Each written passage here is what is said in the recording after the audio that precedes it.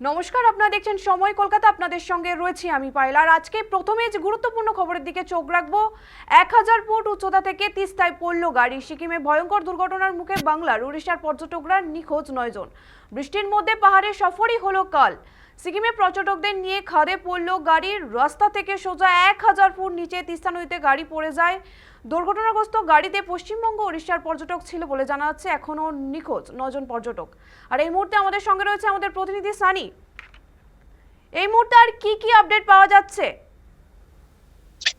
দেখো পায়েল, তোমাকে জানিয়ে রাখি, উত্তর সিকিমের তিস্তা নদীতে একেবারে খাদে পড়ে যায় একটি পর্যটকবাহী গাড়ি, যেখানে কিন্তু যেমনটা জানা যায় উড়িষ্যা এবং পশ্চিমবঙ্গের পর্যটকেরা যৌথভাবে সেই গাড়িটিকে রেন্টে নেয় এবং তারপরে তারা কিন্তু এদিন প্রবল বৃষ্টির জেরেও কিন্তু উত্তর সিকিমে তারা বেড়াতে যায় এবং সেখানে গিয়ে দেখা যায় চুংথাং মুন্সিথাং যাওয়ার যে রাস্তা, সেই রাস্তায় কিন্তু দুর্ঘটনার শিকার হয় গাড়িটি এবং প্রায় 1000 ফুট উচ্চতা সম্পূর্ণ সেই জায়গা থেকে কিন্তু একদম খাদে পড়ে যায় তিস্তা নদীতে। এবং তারপরেই স্থানীয়রা প্রথমে সেখানে পৌঁছায় এবং স্থানীয়দের তৎপরতায় প্রথমে তাদের উদ্ধার কার্য শুরু হয় এবং পরবর্তীতে খবর দেওয়া হয় সিকিম প্রশাসনকে। সিকিম পুলিশ সেখানে পৌঁছায় এবং পুলিশ গতিবিধি পরিস্থিতি বেগতিক দেখে কিন্তু আইটিবিপি যে রয়েছে ভারতীয় সেনা, তাদেরকে তারা ডাকেন এবং আইটিবিপির এবং সিকিম পুলিশের যৌথ অভিযানে রাতভর সেখানে তল্লাশি চালানো হয়।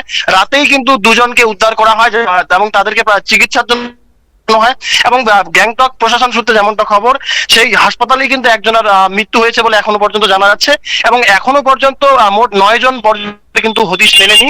আর রাতভর তল্লাশি সকাল থেকে আবারও সেনা এবং পুলিশের তরফে যৌথ অভিযান চালিয়ে তাদেরকে তল্লাশি চালানো হচ্ছে। ধন্যবাদ। জানা যাচ্ছে যে সেই ঘটনার সঙ্গে যুক্ত রয়েছে পশ্চিমবঙ্গ এবং উড়িষ্যার বেশ কিছু পর্যটক, তবে মৃতের পরিচয় এখনো পর্যন্ত পাওয়া যায়নি। গোটা ঘটনার তদন্তে প্রশাসন। ধন্যবাদ সানি। যেমনটা জানালো আমাদের প্রতিনিধি, বৃহস্পতিবার সন্ধ্যে 7:30 নাগাদ দুর্ঘটনাটি ঘটে। উত্তর সিকিমের চুংথা মুংশিনাংদের রাস্তার দুর্ঘটনাটি ঘটেছে বলে জানা যাচ্ছে। ভারী বৃষ্টি হচ্ছে পাহাড়ে এই মুহূর্তে, তার মধ্যেই যাচ্ছিল গাড়ি। আচমকায় গাড়িটি রাস্তা থেকে ছিটকে 1000 ফুট গভীরে তিস্তা নদীতে পড়ে যায়।